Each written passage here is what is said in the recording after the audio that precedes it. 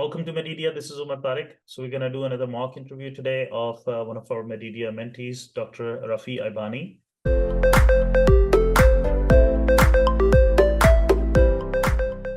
Hello, Dr. Aibani. How are you doing? I am doing very good. How are you? And first off, I just want to say thank you so much for giving me this opportunity. And I'm just very honored to be here today. Thank you. Well, thank you for joining us. And I'm good, thanks. So, Dr. Aibani, I'm looking at your CV and your personal statement. In the meantime, why don't you go ahead and tell me a little bit about yourself? All right. So I am an international medical graduate. I was born and raised in Japan. And I came to Pakistan for my medical school, where I graduated last year from Dow Medical College. Some interesting facts about me are that I speak three languages: English, Urdu, and Japanese. And along with that, I am the first doctor in my immediate family. So I'm just really excited to tell you this because I have this open canvas where I could shape my medical career into however I want. And um, I'm just very eager to start residency, and I just want to learn as much as possible and explore all different avenues. And I'm just very excited for all of this. Some of my hobbies are to make videos, and I love video editing. So during my medical school, I took this initiative where I have this passion, and I took this initiative to start a YouTube channel, the first of its kind in Pakistan, where I teach and counsel pre-medical and medical students regarding the medical career in Pakistan. And that is something I'm very passionate about. And along with that, in all the countries I've lived in, playing football, the one you play with your foot, I think you call it soccer over here in the United States. That's something I've absolutely loved, and it's a constant throughout my life. Um, Currently, I am in Japan spending some quality time with my family. After spending the last couple of months in the United States for my rotations, I'm right now just spending some quality time with my family while studying for my step three, which I intend to give in December. Okay, thank you. So, what's your YouTube channel's name? It's called Random and More. All right. And how much time do you typically spend on your YouTube channel? So it varies. It varies. So throughout the year, one target I've set for myself for the YouTube channel is to have at least one upload per week. So I usually dedicate like one day to the YouTube channel per week because obviously I had to juggle my medical school as well as other responsibilities. So I couldn't allocate too much of my time to it. So I was able to dedicate 1 week per day. And yeah, that's how much time I give to my YouTube channel. Okay, one day a week. Yes. Okay. So we typically give our residents, especially in first year, 4 days Mhm. off. So you'll be working on your YouTube channel on all the off days. No, I wouldn't say I would be working on it on all the off days. So the Okay. YouTube channel, it's not a career, it's not a career I see for myself. I see it more of a hobby. Okay. So yeah, like it would definitely, because I have other hobbies as well, and I have family and friends, so I have all those to look after. So Okay. yes, YouTube channel, it's definitely something I enjoy. And I'm just glad that with the time I've been able to allocate it, it's grown to a successful level, which I'm certainly definitely proud of. So yeah. Okay. And why not? So you went from Japan for med school to Pakistan. Is that common? No, it's not really common. I don't think it's a route everyone takes. But I have a little bit of a cool origin story. So my father is Pakistani and my mother is Japanese. So because of this multicultural background, which I was born with, this really allowed me to, because of my father, I had the opportunity to do medical school in Pakistan. And that's something I'm really grateful I did because I feel that everyone should learn, where they come from and their roots and origins. So moving to Pakistan really gave me this opportunity to learn who I am as a person, what my culture is, what everything is. So I'm really glad I took this decision. So why not stay in Japan? Why didn't you consider a Japanese medical school? So throughout my childhood in Japan, my parents never really put me in a purely Japanese medium school. I was in an international school, even in Japan. So over there, the medium of education was in English. So because of that, I was at a slight disadvantage in the fact that medicine in Japan is practiced in Japanese. So because of that, although I'm able to converse very fluently in Japanese, I don't have the ability to read and write Japanese to the level to practice medicine. So because of this, um, yeah, so that's the reason I decided to take this move to pursue medical school in Pakistan because, and I have no regrets over this because I feel that because I moved to Pakistan for my medical school and the medium of education was in English, this opened up a lot of doors for me. And because of that, I'm able to be here where I am today, and I have absolutely no regrets because in this regard, I feel the United States offers the best training which one could avail. So this is something I'm definitely looking forward to. Okay. Thank you for sharing that. So you weren't raised in Pakistan, you were raised in Japan, and then you went Yes. for school to, okay. So Yeah. was there any challenge because you go coming from a completely different culture, completely different with completely different language to a new country Yes. with completely different culture as well. Was Yeah. it difficult adapting to a new place? So if I were to say what was the biggest challenge in my life so far, I would say the transition from moving to Japan to Pakistan was the probably one of the toughest decision. Was one of the toughest situation one could be in, definite, especially as a young teenager. So initially, although my father was Pakistani and I understood the language, I was not able to converse it very fluently.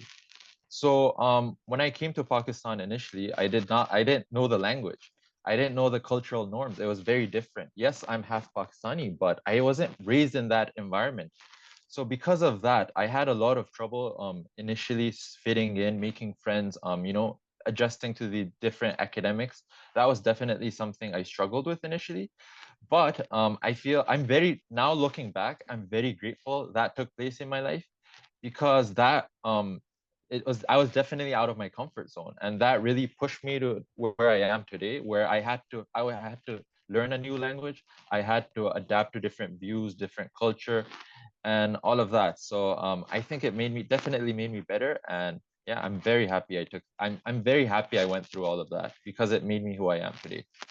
So, Dr. Bani, your biggest challenge was coming to Pakistan, adapting to the new culture. Do you think you Yes. will struggle adapting to the American culture, coming to another new culture with another new language? No, definitely not. Because what I realized was because of that experience, I think I'm set up for all different backgrounds. I'm ready for anything, anything. So I spent several months in the United States for my clinical rotations, and I knew that the United States was very diverse because I've been here several times before throughout my life. But this was the first time I was here for my clinical rotations and as a doctor. So because of that, I was able to interact with people of all different subcultures, different religions, different languages, and I just truly appreciated how the United States is um, a a diverse place. And I feel like this is not a place where I would just only adapt and just survive, but I feel I would definitely thrive in this environment because of my multicultural background. Okay, interesting.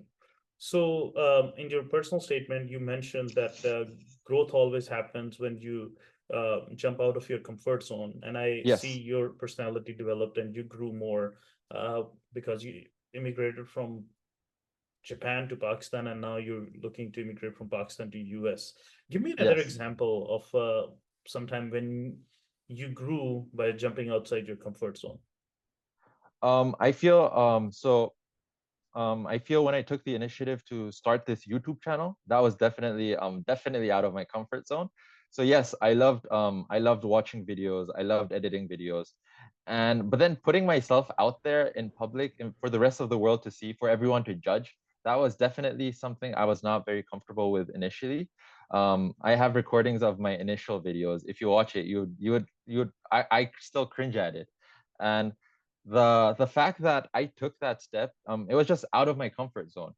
But I'm really glad I did that because as this interview is taking place, everything is becoming virtual, and talking to a camera is gonna be a necessary skill set. I feel more and more in the future, and as COVID taught us, and I feel because of COVID, everything has become virtual and remote, and the skill of talking to a camera, making videos, online presentations. I feel all of this, there's a lot more emphasis on this.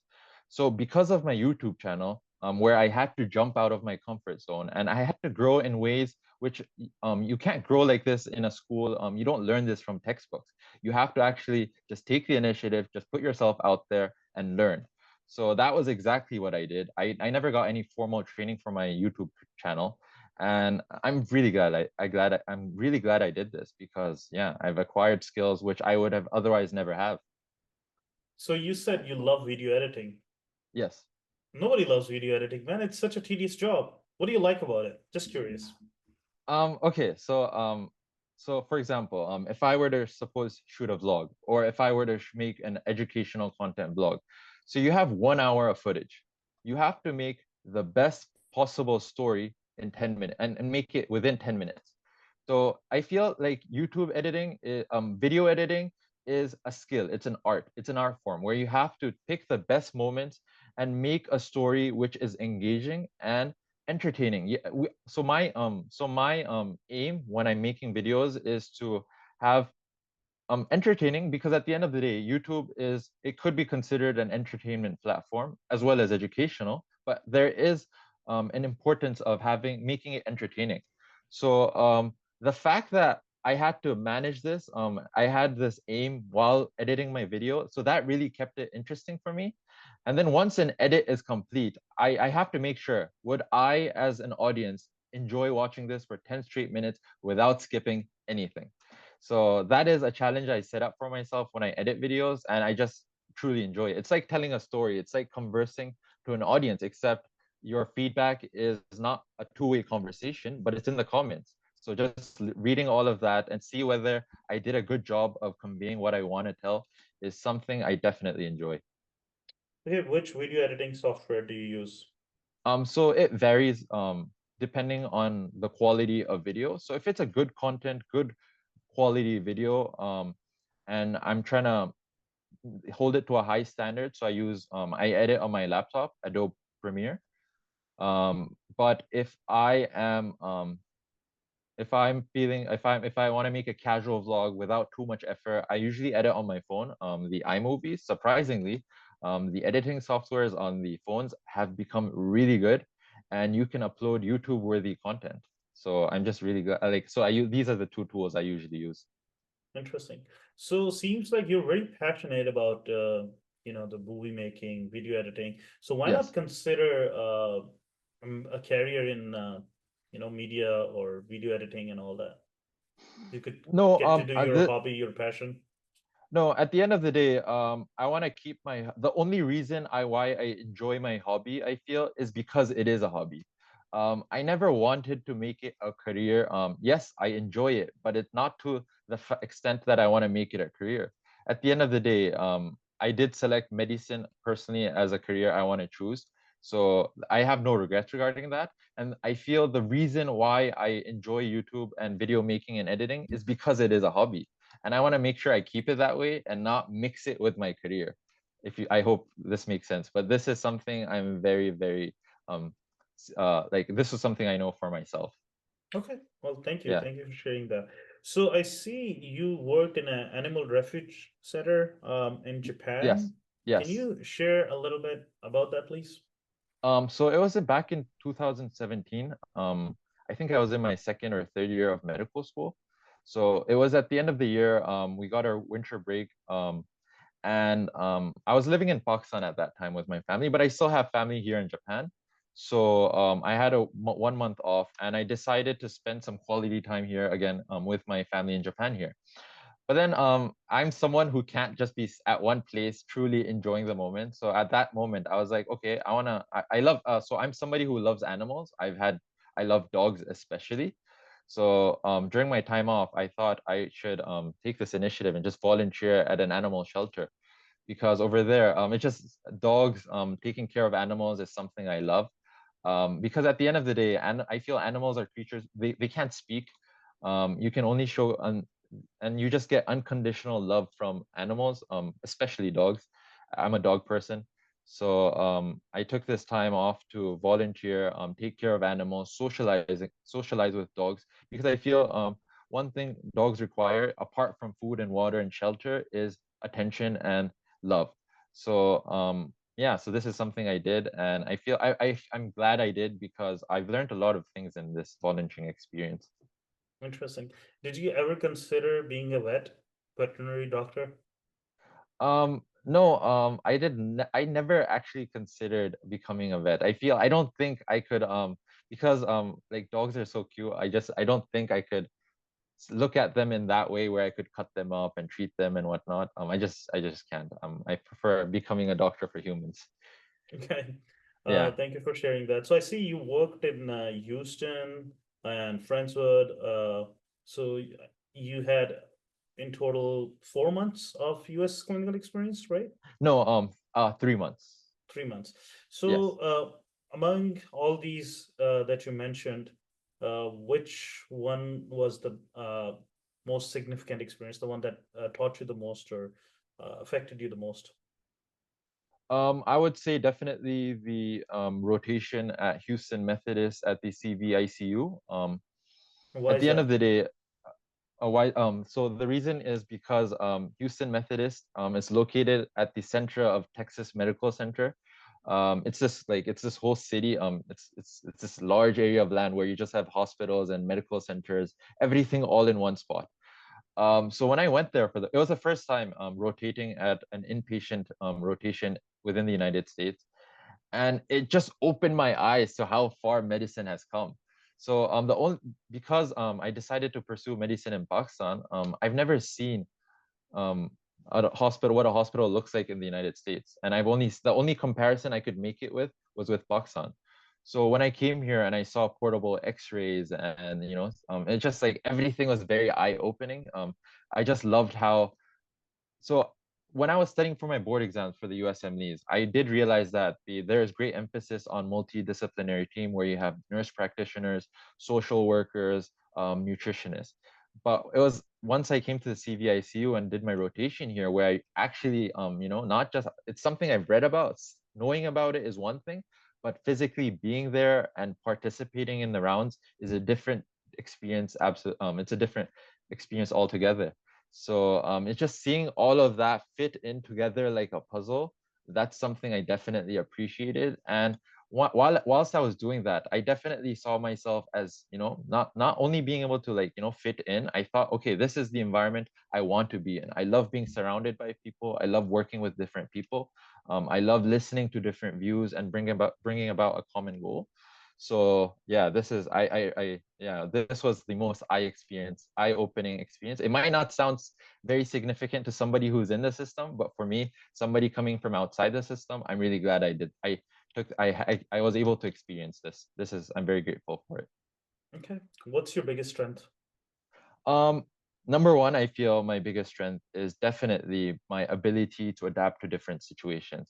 So, like I've mentioned before, because of my multicultural background, where I had to learn new languages, adapt to different situations, I feel that this part of me is definitely my strength now. Like, this is something I definitely am very good at now. Okay. What's your biggest weakness? My biggest weakness, I would say, is that um, some people, my friends, sometimes describe me as a workaholic. I am somebody who does not like to rest so much. I feel bad when I'm resting, actually. So I'm always somebody who's working. Even if it's my break, I'm working on a YouTube video or I'm working on a research project. I'm just constantly working on something or learning something new.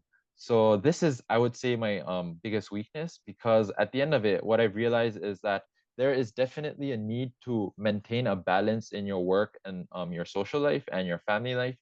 So this is something I'm definitely working on. It's a work in progress. So in order to fix this, I've asked my family and friends to hold me accountable.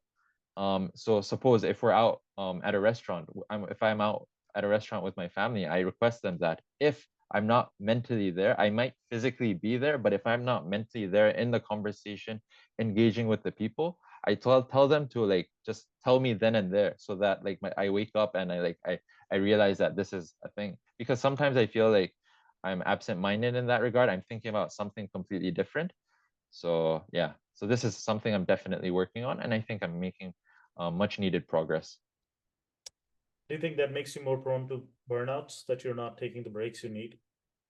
No, actually, yes, I feel burnout is definitely something that's spoken out about a lot. But fortunately, in my life experience so far, I've never actually like properly face burnout. Yes, there has been bad days where I can't get work done for like a couple of days, but I've managed to snap out of it instantly. I know what my problems are now. I've learned to fix it. So when I am feeling a bit down or I don't feel a bit productive, what I usually do is work on my other hobbies. And when I work on my other hobbies, I feel rejuvenated, and then I come back to my career, my work, my studies, full force, and I'm fully recharged.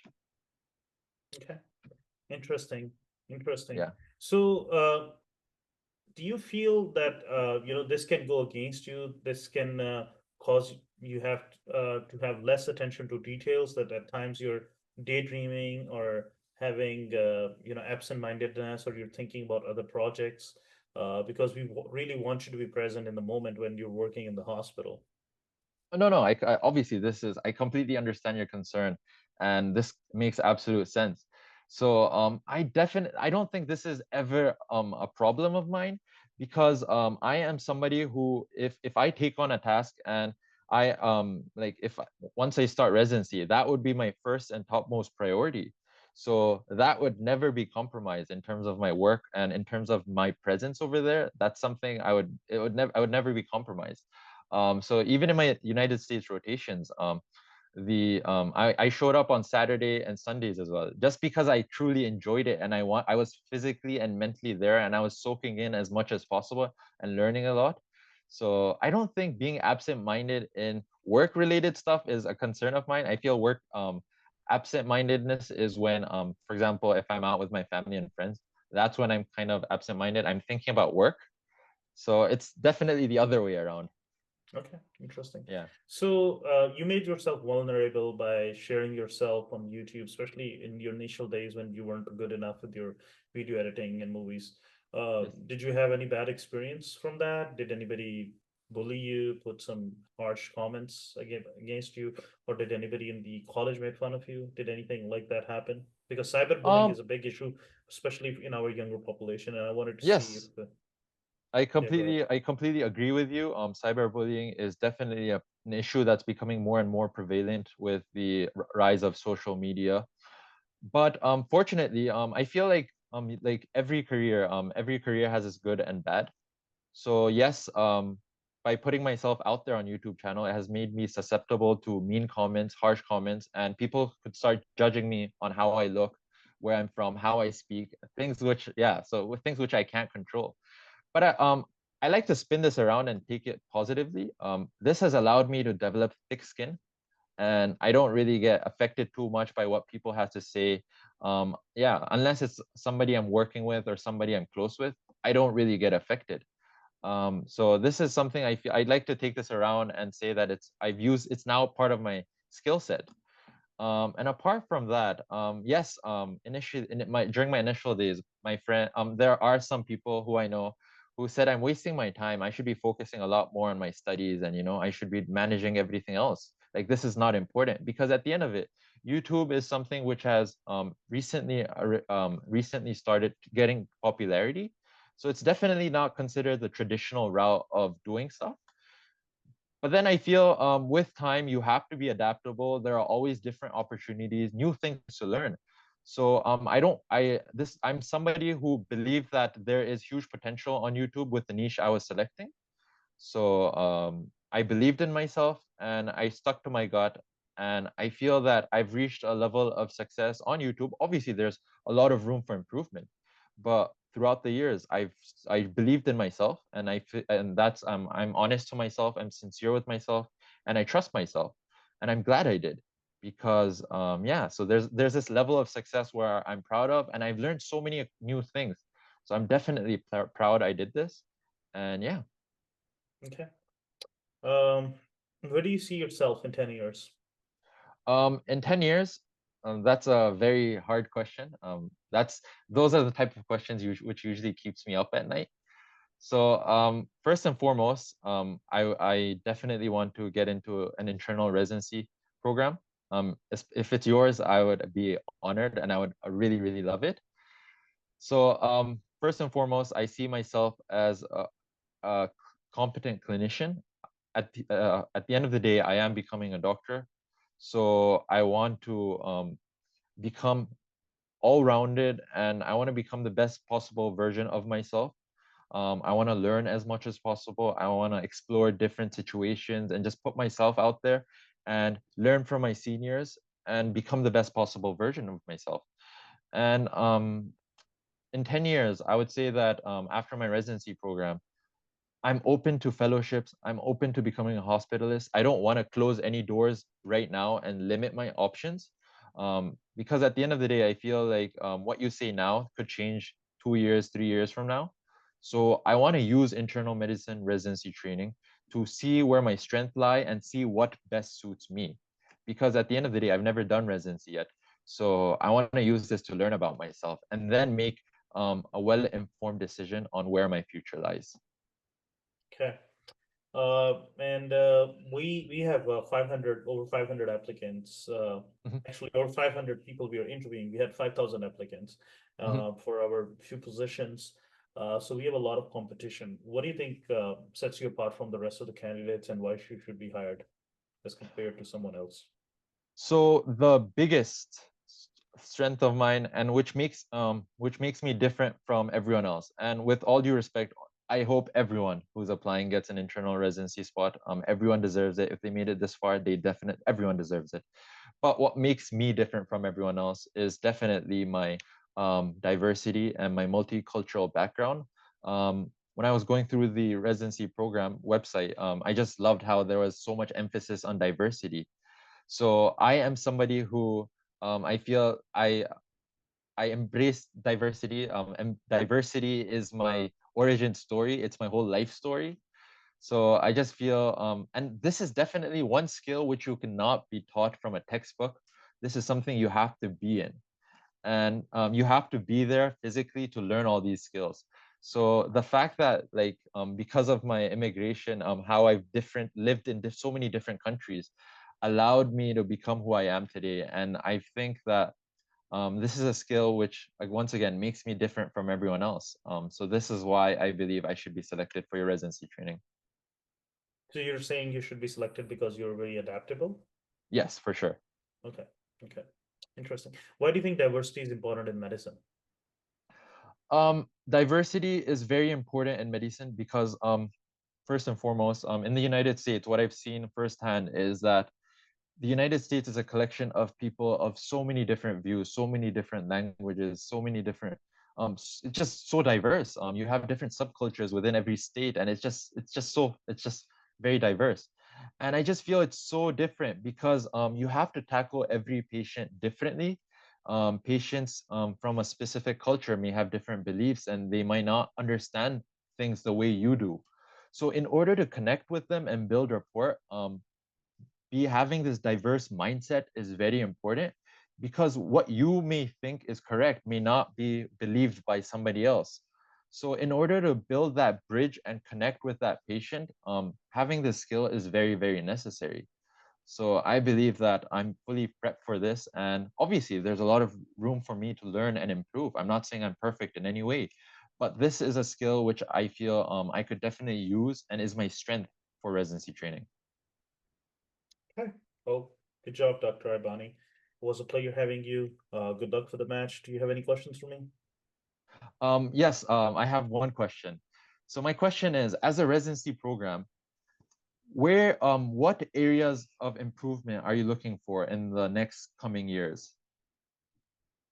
Believe it or not, diversity is the top of them. We have pretty diverse set of patients that we see Hmm. in terms of race, color, religion.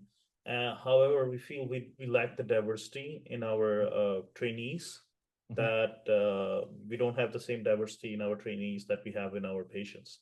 So we would really like to have applicants from different diverse backgrounds, so that hopefully they can help us get better and better take care of our patients. Wow, that is exactly like I said, I feel this is like a match made in heaven. I feel like this is when I was going through the residency program, I just really loved the emphasis on diversity, and it made me actually I just saw myself being here, and I'm just really glad to be here today, taking this interview, and just hearing this. That's something I definitely wanted to hear. Thank you so much. You're welcome. And you did very good. Good luck for the match. Thank you. Thank you so much. Feedback time. All right, Yes. Rafi. What do you think? How did you do? I think this is I'm not really sure, but I feel it's better than I'm very disappointed with the mic situation. That's okay. That's okay. Don't worry about Yeah, it. apart from that, I hope I did good. I was trying to smile. I had the screen minimized the whole time, so I was just looking at the camera and a Yeah. blank Word document. So apart from that, I just want your feedback. How do you think I did? Sure. So let me tell you, this is one of the most challenging ones I've done, and the reason Hmm. was just because your questions and your answers are very interesting. So one Yeah, question leads to the other. This is how most of the interviews typically happen. That the questions are typically asked from your answers. One yeah. answer leads to another question. So, and I think you might also have felt it that it was a pretty challenging interview, just because you have a lot to talk about. You're Yeah, immigrated no, from. actually, I'll be very honest. Mhm. Speaking about myself and things I've done and my background and stuff, that is something I truly enjoy because like it's something I actually enjoyed while doing it. So if you and I if we could have this conversation for an hour, I would be up for it. Like this is something I love. So this is interesting. This takes me back to my feedback now. Yeah. So you did a phenomenal job answering difficult questions. You did very, Yes. very good job answering difficult questions. You Yeah. didn't do an equally great job answering easy questions. You did a decent job, but the, Yeah. the reason was, so when I'm asking you a difficult question, I expect you to, have a tough time. But I don't expect you to have a tough time answering simple questions, right? So Mhm. what I mean is like, tell me about yourself. It was very good when you said, okay, I was born in Japan, I immigrated to Pakistan. So you're talking about your multicultural background. That's great.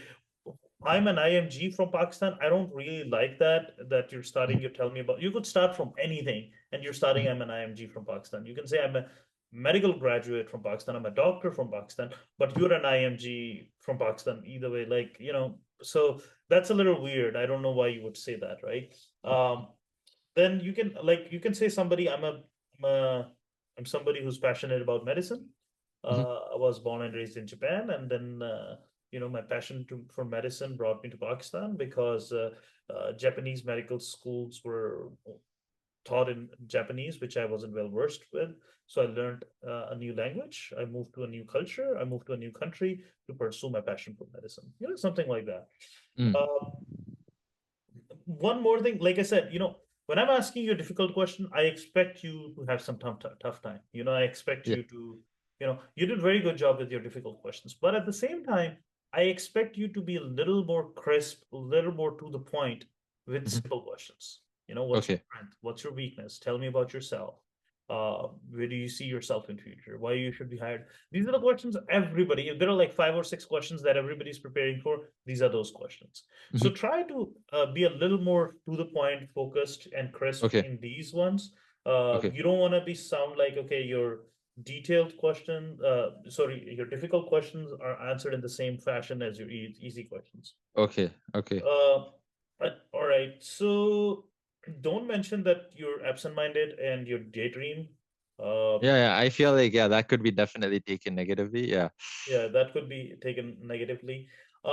Something that you didn't do a whole lot, but you did it a couple of times. So I'm telling you, try your best. Resist the urge to finish the sentence for the interviewer. Resist the urge to interrupt or resist the urge to agree with. Yeah, yeah, yeah, I agree.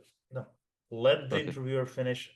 Just absolutely let the interviewer finish whatever he's saying. Let him or her take a pause, then take a breather and then say, oh yeah, yeah, yeah, I agree, while he's saying, it can come Yeah. across pretty rude. And again, that's a cultural thing. In Yeah. Pakistan it's completely opposite. We are trying to show, oh, we completely agree. I Enthusiasm. completely right. I am enthusiastic, I understand your point of view, I agree with everything, but that's a cultural thing. That try your best, absolutely. don't say anything when the other person is talking. At one time, only one person should be talking. Your interview when he's talking, resist the urge to talk. Now, one thing that you did do, which was I feel like kind of consistent throughout the interview, was unfinished sentences. So Hmm. I think you're a fast thinker, you're thinking, but and you're also a fast talker, but at the same time, in your mind you have jumped to your second or third sentence already, Yeah. Yeah. and you're still talking the first sentence. So now you have your unfinished sentence, and like I wrote it down. It was interesting that you said when I first went to Houston. You can go back, record, and listen to it. When I Yeah. first went to Houston Methodist, and then I was like, okay, so what happened when you first went to Houston Methodist? And Yeah. then you completely started another sentence. Oh no, Uh, that's not good. yeah, and then you said in the same answer, you were like, I just loved. And I'm like, okay, so what did you love? And then you're like, but this was my first time in the hospital. Yeah. So complete your sentences, Yeah. take your time, take a pause, take a breather. Don't just rush into giving answers. Yeah. That's mainly it. I Other feel than I that, feel honestly, yeah, go Yeah, ahead. I feel I just have to be more composed and like, just Yeah, yeah. okay, take Just I take I your don't think time. I yeah, just take my time, I feel. Okay. Yeah, yeah. But again, this was a very, very tough, very challenging interview. And Yeah. you did a very, very good job. So don't get Thank you. disheartened or disappointed. I Yes. will give you, like, if I'm the PD, I'll take you. But I Yes. just want you to work, on these little things, refine your techniques, get better, Mhm. so that you can improve something that is already pretty good and make it the Yes. best. Okay. Okay. Thank you Any so much. questions? You're most welcome, Rafi. Any questions? No, I don't have any questions right now. Yeah, the feedback I really value, and it's something I definitely agree with. Yes, I think I Sure. do have these tendencies, so this is definitely something I'm gonna focus on in my future mock interviews, and hopefully I will get better. And hopefully, if you see me next time, you would see a better, even better version of me. Inshallah, for sure. Thank you so All much. right. Well, thank you. So I hope you all learned something from this mock interview. If you did, please like it, share it with others, and subscribe to the channel. Like we always say, never give up, never lose hope.